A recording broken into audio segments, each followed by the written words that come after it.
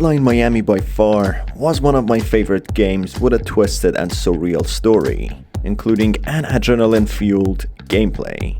Hi folks, I'm R, your narrator. This video will contain spoilers, and with that in mind, let's begin.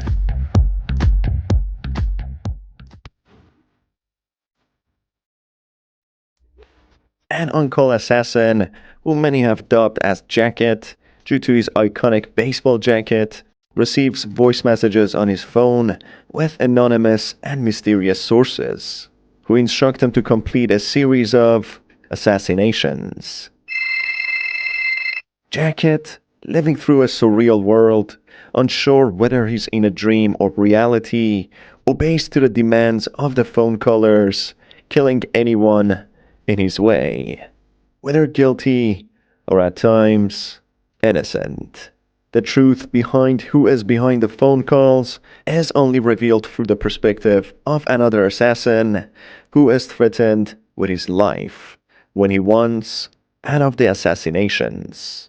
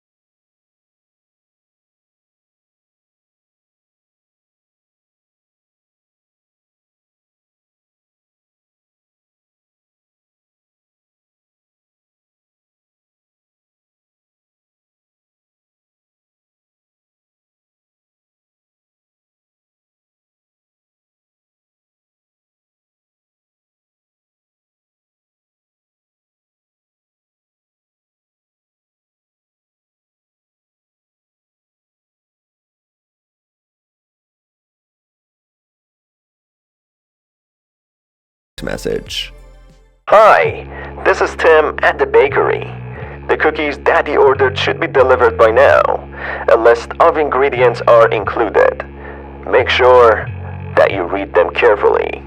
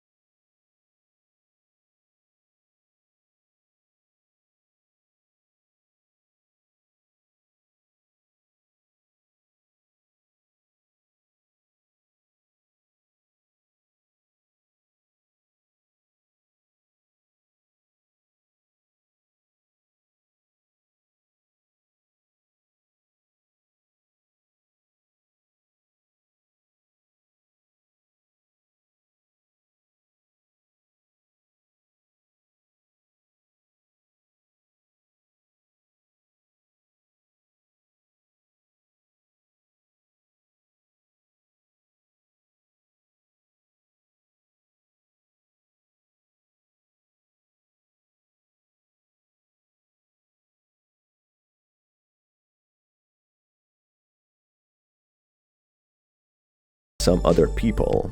Hello, it's Linda. I need a babysitter right away. Got a few kids that need to be disciplined here. I'm at East 7th Street. Make sure you have a long talk with them. I really need someone to get through to those rascals. And like last time, please be discreet. Jacket gets in his car and drives to the required destination. In there, he witnesses a symbol drawn on the floor in red. A symbol that will be revealed to be associated with a certain organization that is behind the phone calls. Jacket kills the Russian mobsters in this place and heads to a pizza place, where strangely, Beard, the worker in the grocery store, is working in as well. Beard already has prepared a pizza for Jacket and informs him he already knew Jacket would come. He passes the pizza to Jacket and yet again repeats the same line. It's on the house. Jacket is then back in his apartment again in April 16th, 8 days after the last job. His apartment is messy now, covered with boxes of pizza. In his kitchen, Jacket has left a newspaper clipping of the murders in East 7th Street, the place he committed the assassinations previously. Jacket plays yet another voice message on his telephone, giving him another hit job. This is Thomas from the Methadone Clinic. We've scheduled a short meeting for you tonight. We're at Northwest 184th Street, apartment 105. And don't worry, we know discretion is of importance to our clients. Jacket obeys their demands and clears out the apartment. He then goes to a VHS store where Beard, the same character who worked in the previous two places, works in as well.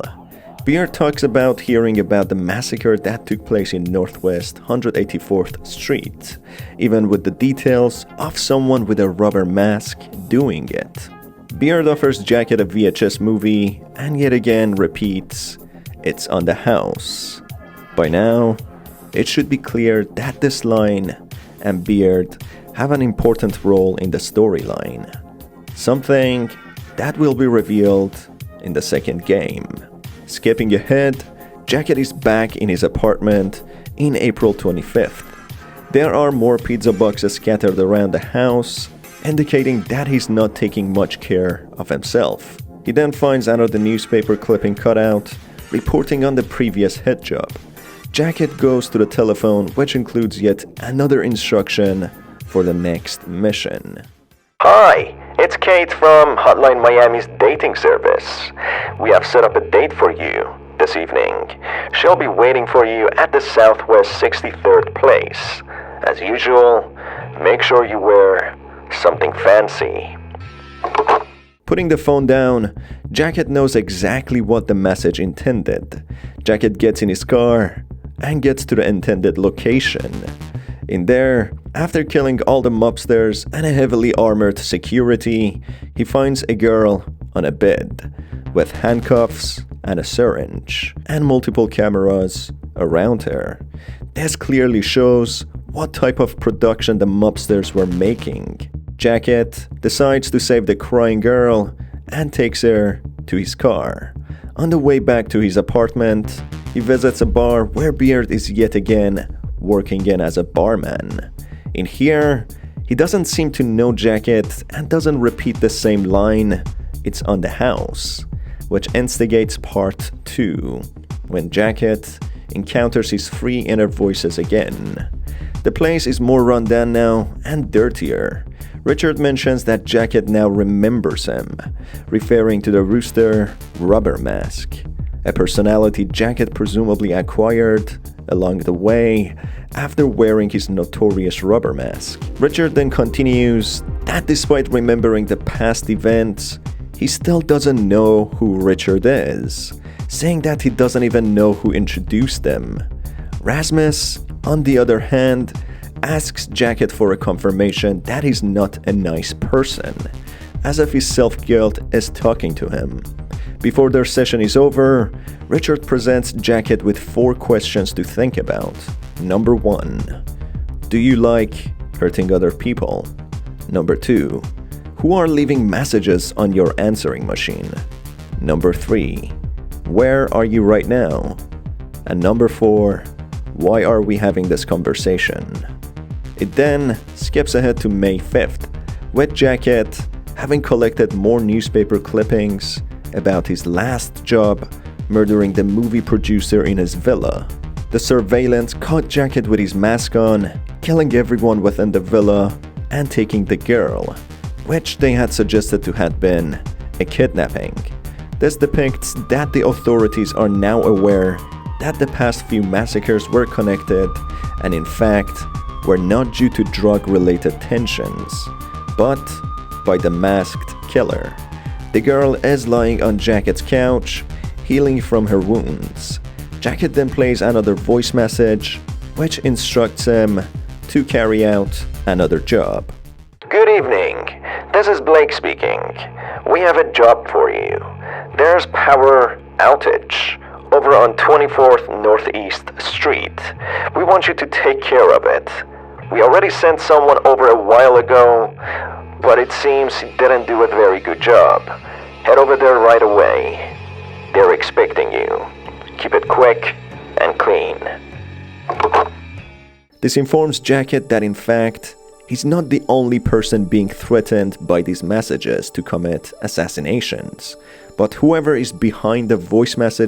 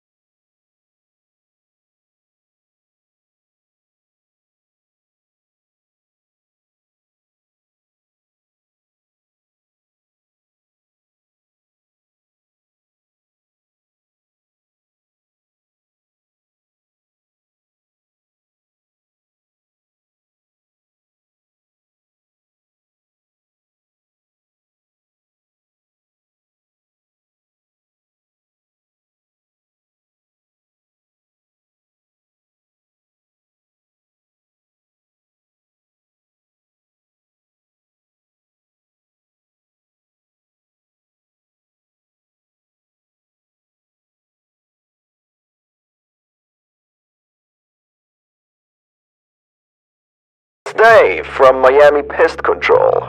We need you. A client at Southwest 104th Street is having vermin problems. Try to handle it as quick and swift as you can. Someone else will clean up for you after you leave. Make sure not to bother any of the neighbors. The neighbors, in a way, might be suggestive of the people who are watching the assassinations at close proximity. People that are present within the premises, but go unnoticed. This becomes more clear later in the game. After killing everyone in the house, and before going to his car, Jacket can open a manhole and go to sewers, where he finds a fatally injured man, who had the Jones mask and alligator rubber mask, being yet another masked killer who had been presumably receiving the same voice messages. The man, on his final moments, utters that this cannot be real, and it's all a dream, which later turns out to be true, as everything Jacket is experiencing is nothing but mere hazy and faded memories. After taking a pizza, with the shop being uncharacteristically more empty than usual, it skips ahead to May 13th.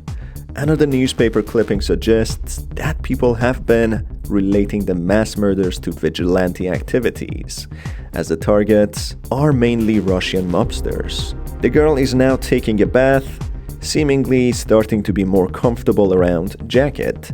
Jacket then again picks up the phone, listening to another voice message. Hi, it's Don from Hotel Blue. We need you tonight. Our receptionist went home due to stomach problems, and we have some VIPs who'll be staying with us today. Make sure you give them a great stay. That will be your top priority this evening. Before getting to his car, Jacket encounters the building complex janitor, who doesn't say a word, except for giving Jacket a quick glance. Keep this in mind, as the janitor will play an important role later. Going to the hotel, Jacket clears out the place, even killing unarmed guests, who don't seem to be Russian mobsters, the VIPs which the message was referring to. In there, Jacket also finds another janitor with the same uniform of the janitor in his own building, giving him the same glance. Jacket leaves the place and visits the VHS store, where Beard confirms that there are more masked killers, as he's got a friend in the police who have built a theory about it. This leads to May 23rd, where the new newspaper clipping Jacket has collected mentions that the guests who were killed in the hotel massacre, or as the voice message referred to as VIPs, were in fact politicians. Politicians who were part of the Russo-American coalition. This suggests how the people who are behind the phone voice messages seem to side against friendship with Russia. Maybe they are strict and extreme nationalists who try to keep America purely American. This time, Jacket's apartment looks very neat, with the girl having different attire and sitting on the couch, suggesting that she's becoming more comfortable and treating his apartment as home.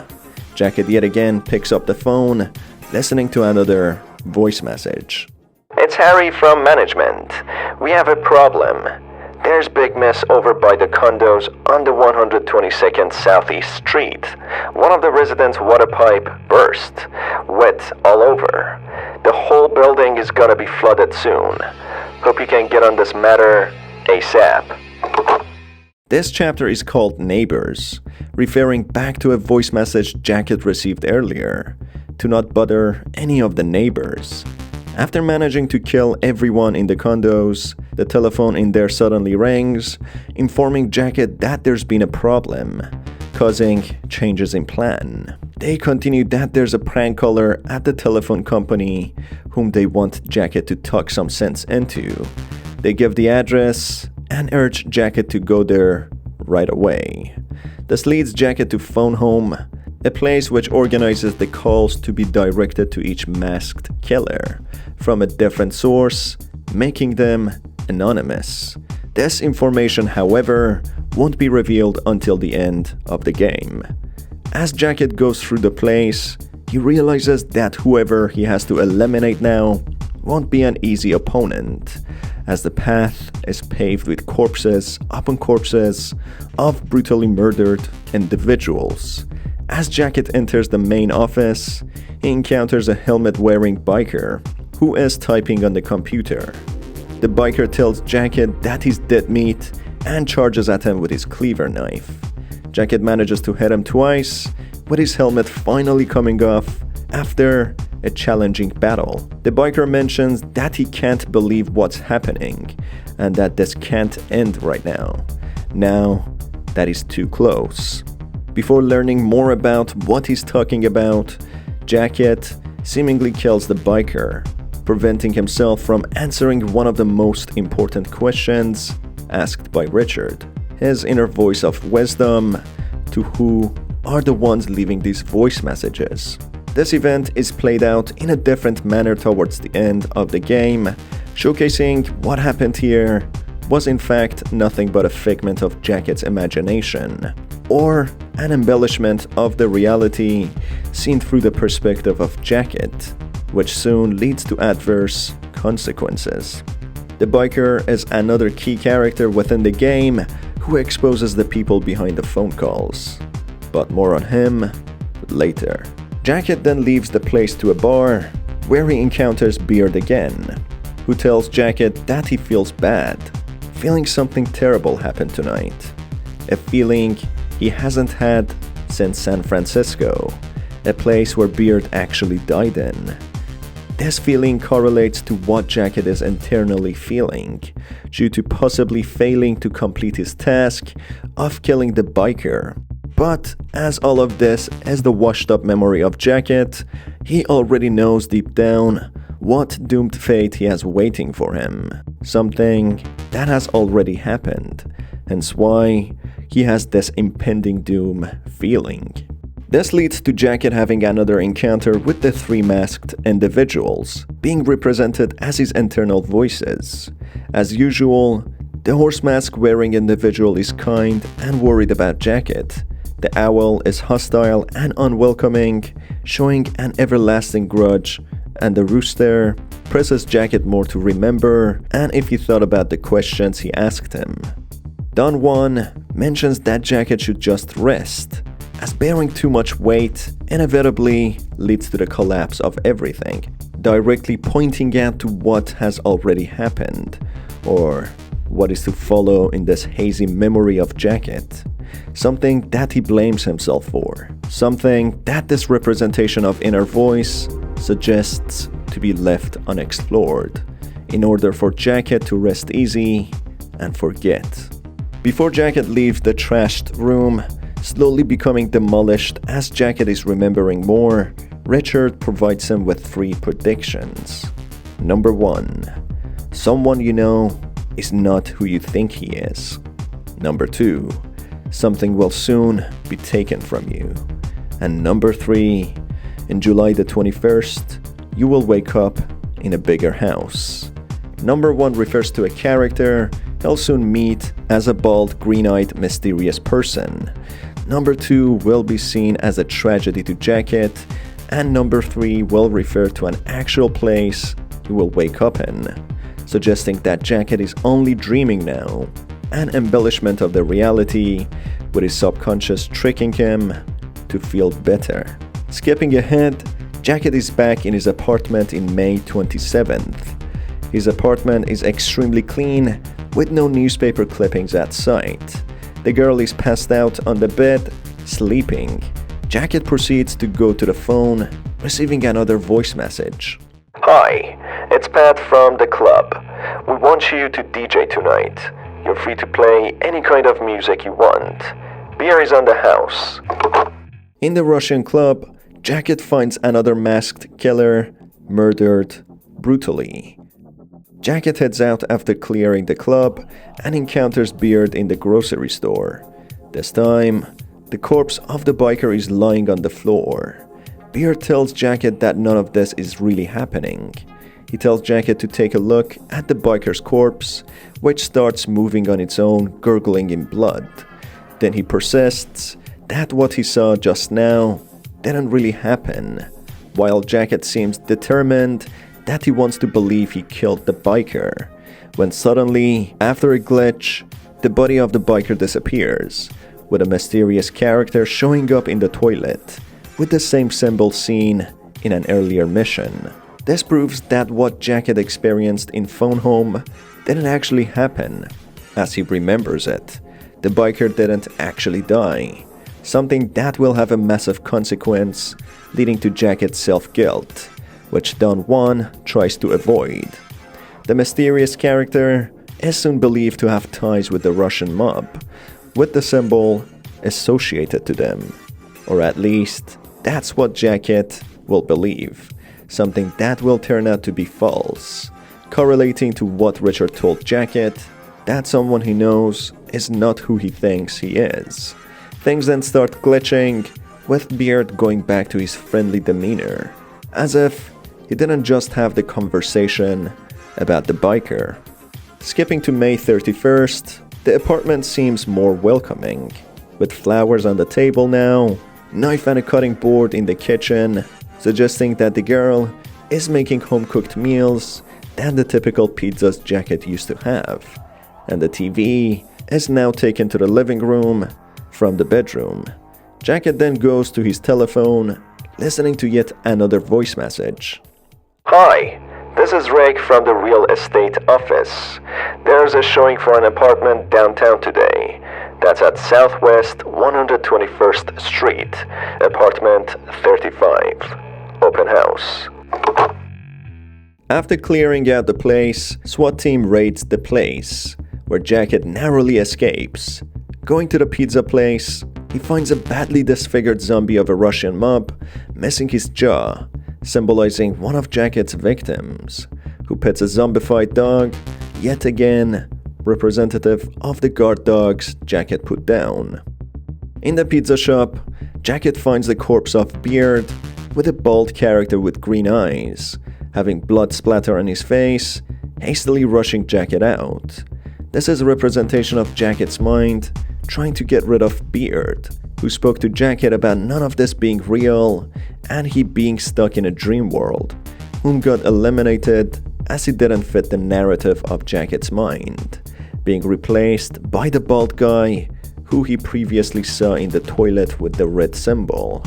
Someone who Jacket knows from somewhere, who isn't who he thinks he is. Skipping to June 3rd, the apartment is feeling more like home, with addition of plants, 2 chairs, and brightly colored pillows. Another voice message instructs Jacket of another job. Hello there. This is Thomas from the Downtown Relaxation. We need you to fill in at the reception tonight. One of our employees has called in sick. Jacket finds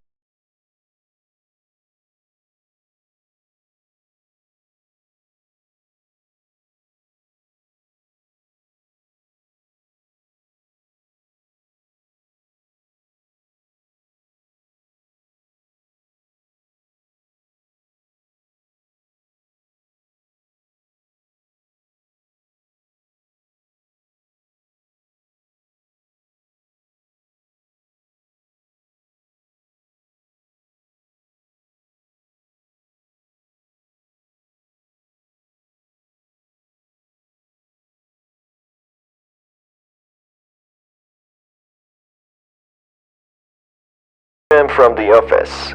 Just wanted to remind you that your report is due tomorrow morning. Have it on my desk by 8. 312 Southeast Street as the address in case you forgot.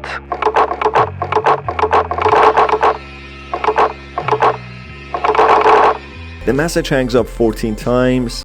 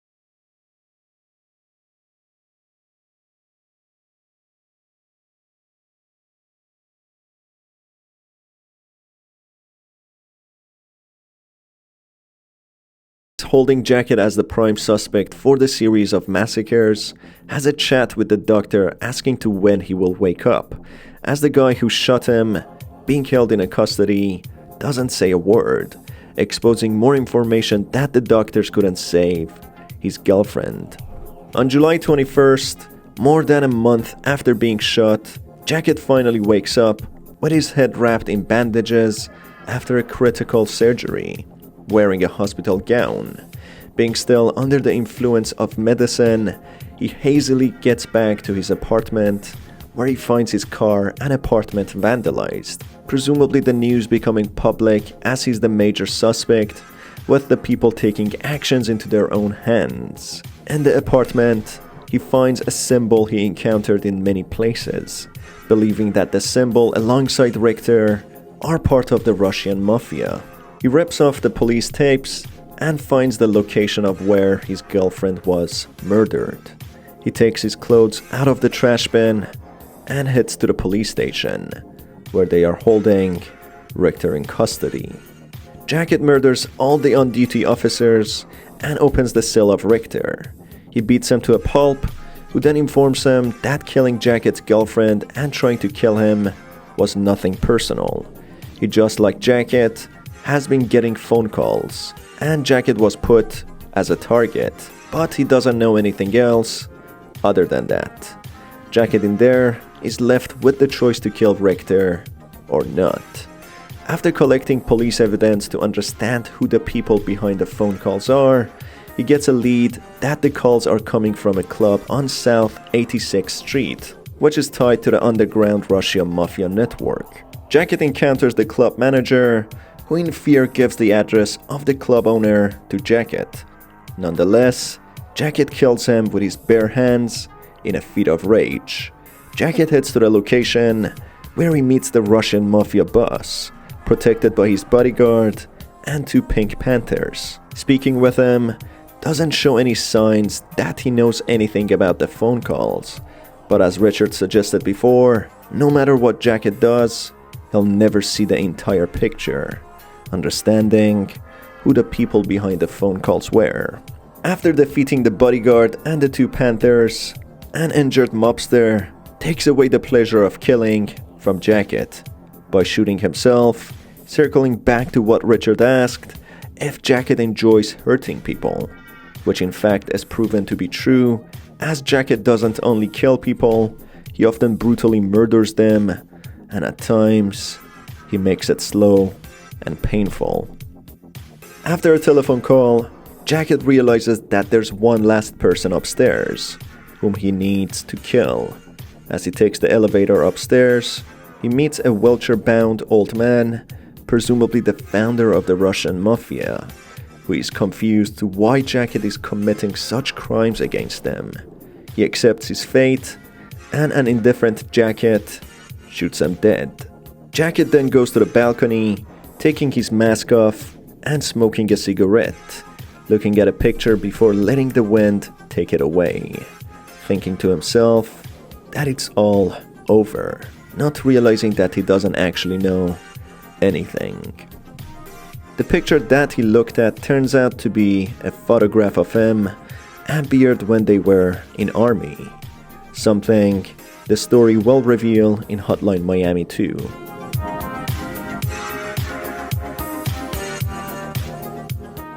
The time then goes all the way back to May 13th, a few days before Jacket had his encounter with the biker.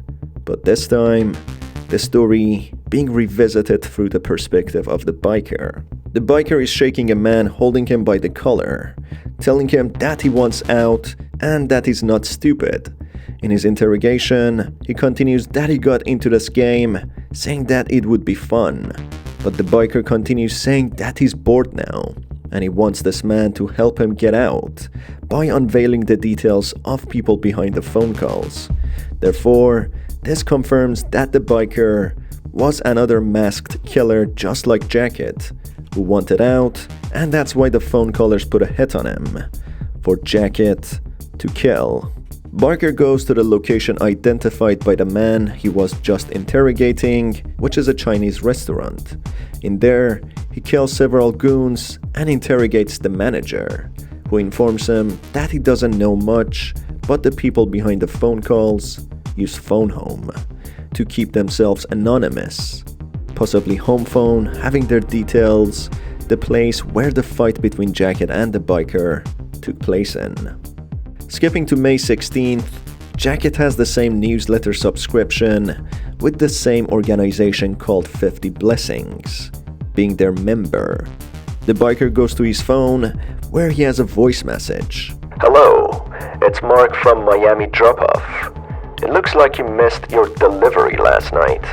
We've got another parcel for you today. Please drop it off at Southwest 107th Place.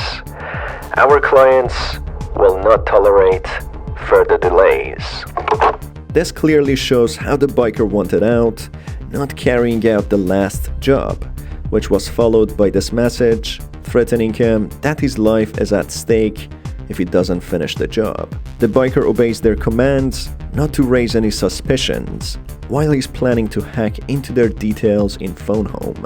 Skipping to May 23rd, when he's ready, after what seems like an all-night house party in his apartment, he listens yet to another voice message. Hi, it's Jane. It was nice to see you again. How about another date tonight? Pick me up at Northeast 158th Street around 9, okay? Instead of heading to the place indicated, the biker heads to phone home at Northwest 342nd Street, where he will encounter Jacket.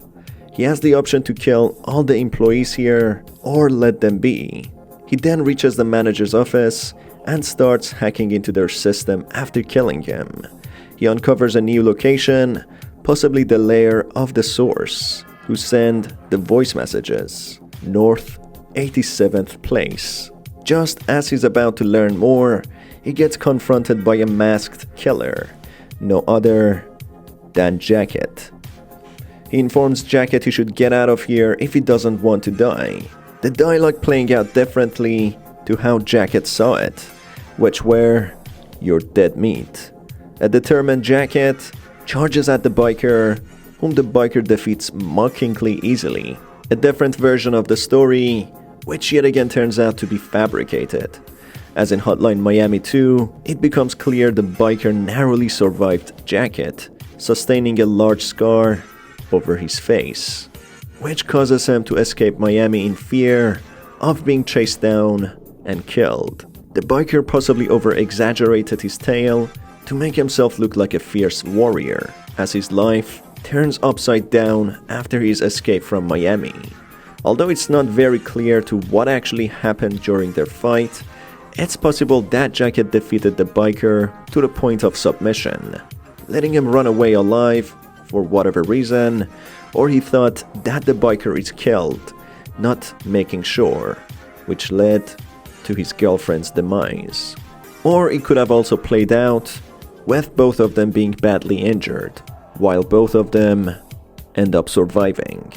Skipping to May 24th, the biker gets another voice message, a direct threat that he will die soon.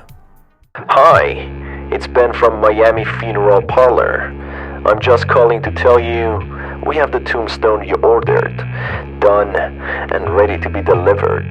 With a little luck, you should be getting it before the weekend. The biker then heads to the location, finding one of the suspicious janitors Jacket encountered in one of his missions.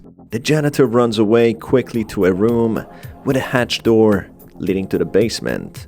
Before the biker chases him down, he taps into the computer, putting down the code, "I was born in the USA," a very patriotic password, and learns about the true intentions of this organization.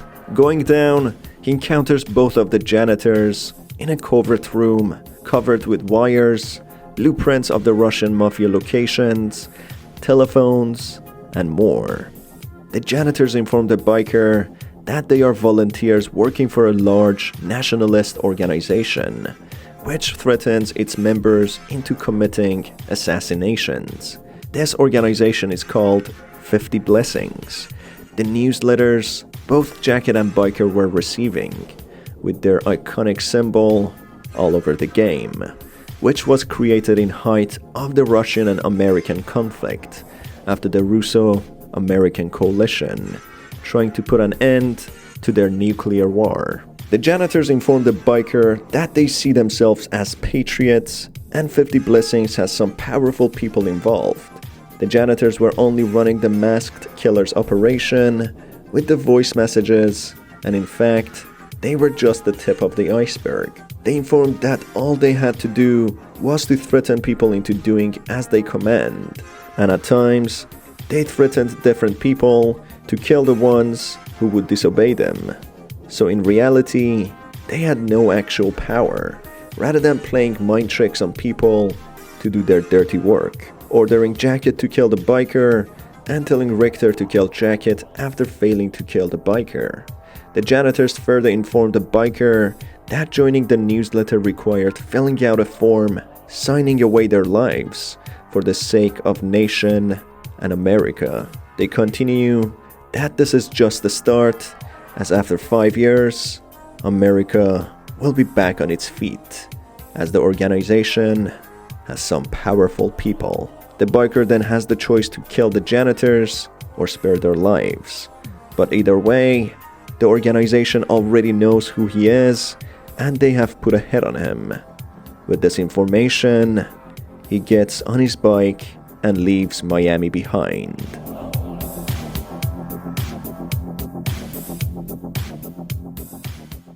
In Hotline Miami 2, the past and the future of the timeline reveals more information of who the masked killers were, including Beard, Jacket and the biker, and why they signed up with 50 Blessings. It also reveals more on the story of Russian and American war, which is an alternate reality of real life. It will also show what is to come of the biker and Jacket, and much more. So make sure to stay tuned for Hotline Miami 2 by hitting the subscribe button and the notification bell. It's been your host Star. Till the next video, have a fantastic day.